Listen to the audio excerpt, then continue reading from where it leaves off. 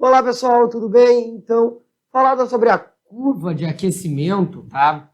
Que é referente a um processo de transmissão de calor, ok? Ou melhor, um processo térmico que acontece com algum corpo enquanto ele aquece e troca de estado físico. Né? Antes de demonstrar essa curva de aquecimento, vamos supor a seguinte situação, usando aqui como exemplo, claro, a água, tá? Usando a água. Por que água? Pois a sua temperatura de fusão e de ebulição são bem conhecidas, né? Que é 0 graus Celsius para a temperatura de fusão e 100 graus Celsius para a temperatura de ebulição. Ok? Bem, fazendo a suposição, tá, de que eu tenho, por exemplo, um cubo de gelo, tá, que se encontra inicialmente, por exemplo, menos 20 graus Celsius, né? Eu tenho certeza que este cubo de gelo, ele não vai conseguir, nenhum pedaço dele, assim vamos dizer, chegar ao estado líquido, pois a mudança de estado de sólido para líquido, né? Claro, isso aqui é a pressão ambiente de um ATM, uma atmosfera, né? Ele só vai conseguir chegar no estado líquido quando chegar no seu ponto de fusão, ou seja, quando atingir a temperatura de 0 graus, né? Então, eu sei que para conseguir, por exemplo, transformar esse gelo em vapor totalmente, que é o processo o maior que eu consigo fazer, né? Pegar o estado sólido e levar até o estado de vapor, certo? Bem, para isso, eu vou ter que provocar, de certa forma, um aquecimento, né, nesse gelo. Aquecimento não no sentido de deixar quente, mas no sentido de aumentar a sua temperatura. Ou seja, levar esse cubo de gelo, que está a menos 20 graus Celsius, ou seja, ele não está na sua temperatura de fusão, e levar ele até a sua temperatura de fusão, para que daí ele possa ser fundido. Mas bem, nesse processo eu vou trabalhar com uma quantidade de calor, né, sensível, né? Então aqui eu tenho uma quantidade de calor sensível no processo. Lembrando, quantidade de calor sensível, né? Quem não viu a aula falando de calor sensível, calor latente, pode clicar aqui, tá? Deixar as duas aí, certo? Mas bem, quantidade de calor sensível, massa vezes calor específico vezes a variação de temperatura, né? E temos também o calor latente, quantidade de calor latente, que é a massa vezes o calor de troca de estado. Ok? Bem, nisso, chegando esse cubo de gelo de menos 20 a 0 graus Celsius, onde sim é sua temperatura de fusão, onde ele vai poder, né, sofrer o processo de fusão, que é a troca do estado sólido para o líquido, né, eu vou ter que fazer essa transformação, para que ele sim agora, tá, vire, tá, fazer aqui o que seria uma poça d'água, se transforme do sólido para o líquido. Então aqui eu vou ter uma transição, ó, sólido para líquido, nesse meio tempo, aquele tempinho onde tu vê o gelo derretendo, a água em volta do gelo, tá? Eu estou fazendo só o antes e o depois, certo? Né? E nesse processo eu vou considerar apenas a fusão. Não vou considerar o aquecimento que vem após, né? Pois na física nós precisamos lidar as coisas com partes. Não adianta fazer tudo de uma vez só. Então, aqui, como eu estou tendo só a mudança de estado físico, eu vou ter uma quantidade de calor, ó, latente. Ou seja, QL. Certo? Bem, para essa água se transformar em vapor, primeiramente devemos levar essa quantidade até a sua temperatura de ebulição. Senão, eu não vou conseguir ter água, vapor de água, certo? Então, eu devo novamente fazer um aquecimento nessa água e esse aquecimento vai se dar na forma de, novamente, calor sensível. Mais um QS. Como eu tenho dois, aqui eu vou chamar de QS1 e aqui de QS2. A quantidade de calor sensível no primeiro processo, a quantidade de calor sensível no segundo processo lá de aumento de temperatura, né? Lembrando que tem um QL aqui no meio. Para daí sim eu conseguir fazer o meu vapor d'água. Tentando fazer um desenho de um vapor d'água aqui, né? Onde novamente eu só quero fazer a ebulição e aqui vai envolver um calor novamente de latente, certo? Onde aqui eu vou ter aquela transição, ó, líquido para o gasoso, né? E nessas duas fases aqui, apenas um estado. E aqui uma quantidade de calor latente, que eu vou chamar de 2, e aqui agora eu vou chamar de 1. Então veja, que se eu quero simplesmente, claro, se eu quisesse aquecer esse vapor a uma outra quantidade, a uma outra temperatura, precisaria, né, de mais calor sensível aqui no processo, que seria um QS3, por exemplo, né, mas não vou levar em consideração aqui. Okay? Bem, então, né, veja que se a questão perguntar qual é a quantidade de calor envolvida nesse processo, eu vejo que eu tenho 1, 2, 3, 4 quantidades de calor, né? Então, a quantidade de calor total vai ser basicamente a soma de todos esses calores. QS1 mais QL1 mais QS2 mais QL2, caso houvesse mais um processo por aí, vai, né? A gente pode escrever essa notação também dessa forma aqui, ó.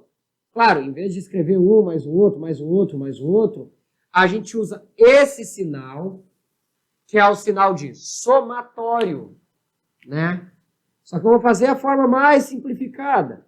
Somatório. Somatório de quê? Das quantidades de calores envolvidas no processo. A gente dá um índice aqui, né? Esse Izinho é para dizer os calores I, que é o S1, o L1, S2, L2. O somatório, certo? Ou pode vir por esse processo, ver todos, né? Calcular cada um em separado para tu ter este valor, certo? Calcular em separado com essas fórmulas, certo? E daí então achar o valor total, né? Aqui, claro, temos N processos. E como é que pode aparecer esses N processos? Pode aparecer numa curva de aquecimento, né? Como é que seria feita uma curva de aquecimento pensando em toda essa caminhada? Tá? Vou mostrar aqui para vocês. Apagar, representar toda essa transformação agora numa curva de aquecimento. Uma curva de aquecimento é nada mais do que um gráfico que eu vou colocar a temperatura, nesse caso eu vou colocar em graus Celsius, né, e confrontar com a quantidade de calor fornecida. Botar aqui em calorias, tá? Vou supor, claro, isso aqui não é uma informação que tu tirei do gráfico, mas eu vou supor que o estado inicial é sólido. Comecei com uma amostra, né, no estado sólido a uma certa temperatura. Então, aqui começa o meu ponto inicial. Se eu estou no estado sólido, tá, e eu forneço calor, e esse elemento, essa substância, não está no seu ponto de fusão, quando ele recebe calor, ele vai aumentar a sua temperatura até chegar a este ponto de fusão. Então, eu teria o seguinte, eu teria aqui um aumento de temperatura até chegar num ponto qualquer, que eu vou chamar de temperatura de fusão. Veja que aqui eu não estou usando a água, vou usar uma substância arbitrária, tá? Mas, bem, o que eu percebo? Que à medida que, fazendo este gráfico, nessa etapa aqui, mas à medida que eu vou cedendo calor, a temperatura vai aumentando, né? Então, eu sei que eu tenho aqui uma quantidade de calor envolvida, né? Neste processo, ó, o que é esse pedaço? É um pedaço de quantidade de calor. Uma quantidade de calor sensível, que eu já vou chamar aqui S1, né? Bem, chegado no ponto de fusão, esse corpo vai continuar recebendo calor. Só que este calor não vai ser usado para aumentar a temperatura, pois ele está no seu ponto de fusão, né? Ele tem que, antes de transformar, voltar a aumentar a temperatura, ele tem que trocar de estado físico. E ele vai usar esse calor recebido para trocar o estado físico. Só que enquanto ele faz isso, ele não consegue o quê? Mudar a sua temperatura. Então, a gente diz que nessa etapa, né? Essa etapa aqui, que eu estou demonstrando, eu tenho uma quantidade de calor latente, né? E como é que eu consigo ver isso graficamente? Bem, se eu estou recebendo calor, estou vendo aqui, a temperatura não está mudando, é porque ele está mudando o seu estado físico, ou temperatura ou estado físico, né? Então, chego a esse ponto, que é justamente onde ocorre a minha transição do estado sólido para o estado líquido. A gente diz que esses dois estados coexistem, que para a água é como tu vê o cubinho de gelo e em volta a água, né? Tá vendo os dois estados físicos ao mesmo tempo. Nessa etapa, só tem a presença de estado sólido, né? Por quê? Porque não está no ponto de fusão ainda, não está na temperatura para se trocar de fase. Tá? E bem, feita essa transição, a temperatura volta a aumentar, pois toda aquela amostra já trocou de fase. E bem, trocando de fase, entrando agora no estado líquido, ele já pode voltar a aquecer. Só que, claro, só aquece até o momento em que ele chega aonde? Na sua temperatura de ebulição, né? E daí, então, este processo, esta quantidade que eu tenho aqui, eu vou denominar quantidade de calor sensível novamente, mas da segunda, né, uma segunda quantidade de calor sensível, né? Tem alguns livros que chamam isso aqui de Q1, Q2, Q3, vai na ordem. Eu gosto de, né, classificar entre sensível e latente, para a gente saber até que expressão utilizar. Então, eu chego nesse ponto, né, aqui, só coexistindo somente existindo o estado líquido, pois é lá no ponto de ebulição, nesta temperatura, que eu vou novamente começar a minha troca de fase. Ou seja, esse degrauzinho aqui vai se repetir. E eu vou ter aqui, né, novamente, tá, em laranjinha aqui, colocando uma quantidade de calor latente, que eu vou chamar de 2, tá? Por que 2? Porque eu estou pegando, né, uma segunda quantidade de calor latente. A primeira era aqui, ó, do sólido para o líquido. Esta daqui é do líquido para o gasoso. Daí coexiste. É quando a água está fervendo, por exemplo. Tu vê o líquido e tu vê as bolhas de vapor de água subindo. Tu está vendo esses dois estados físicos, certo? E bem, depois de toda a amostra ter se transformado em vapor, Se eu conseguir ceder calor a esse vapor, ele volta a aumentar. Mas o nosso importante, o ponto importante é até aqui, né? E veja o que a curva de aquecimento me dá. Se eu for ver aqui deste ponto, onde eu iniciei, né? E vir até aqui, onde eu terminei, o que eu vou observar? Que tudo isso aqui, no meu gráfico, é nada mais que a minha quantidade de calor total. E o que vai ser? 1 mais S1 mais o L1 mais o S2 mais o L2. Né? E eu vejo também que, enquanto eu tenho aumento de temperatura, eu tenho apenas um estado físico.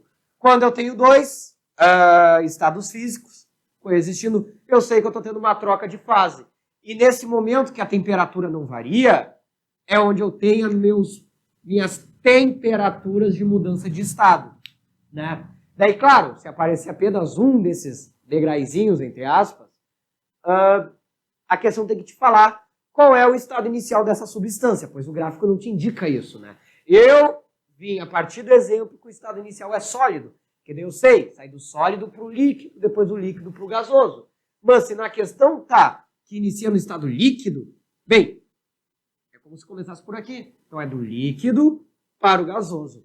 Tá? E essa aqui, então, é o quê? É a curva de aquecimento, né? Que vai determinar a quantidade de calor fornecida a uma substância em função da sua temperatura. Tendo ali as suas temperaturas de troca de fase, né?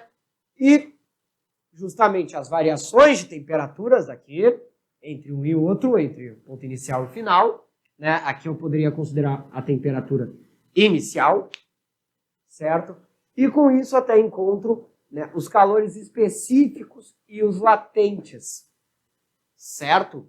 Bem, pessoal, de quantidade de calor total e a curva de aquecimento, eu tenho essas informações aqui que são relevantes para o vestibular, certo? Na descrição tem um link para uma lista de exercícios dessa parte, tá? Eu espero que eu tenha ajudado vocês com esse vídeo aqui, com essa aula. Tá? Se eu ajudei, não esqueça de compartilhar, de se inscrever, de curtir o vídeo. Tá? Espero novamente ter ajudado vocês. Bons estudos e até a próxima!